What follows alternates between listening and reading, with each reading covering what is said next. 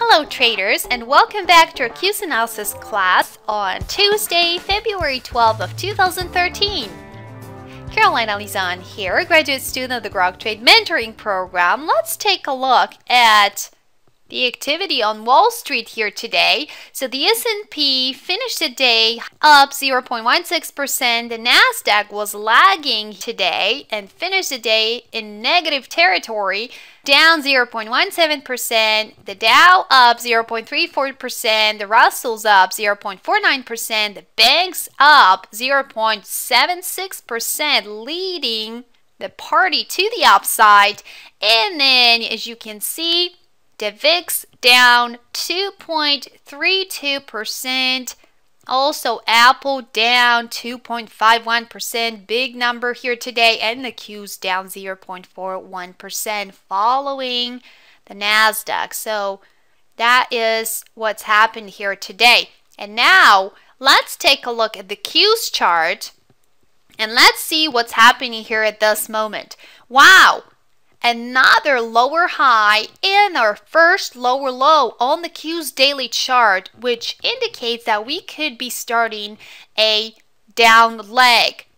Okay, we are confirming that reversal candle by closing the day below yesterday's low, which was at 67.78.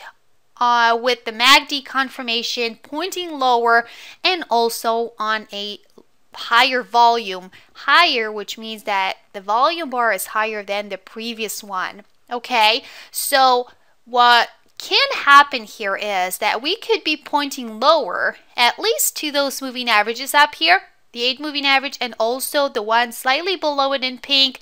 We could be heading higher, trying to close that gap that we had back on February 8th. We could be trying to push it all the way down to close that gap.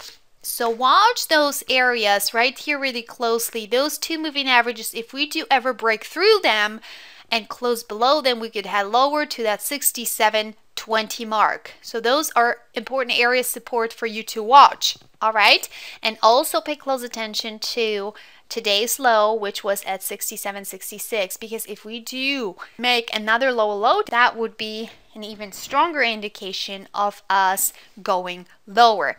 But if we do instead push back to the upside, watch this area of resistance up here, and also the high of today, which was at 68.05. That was the high of today.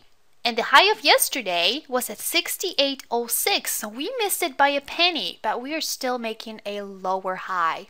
Okay, so that is very important. Watch those 2 areas of resistance here really closely, as well as the one here back from February 8th, which was at 68.13, because if we do ever break through all of them, continue to the upside, we could head higher to the 68.25 mark, and then if we do ever break through it, we could continue higher to the next one up, which is up here at about 68.88. This is the area we discussed yesterday.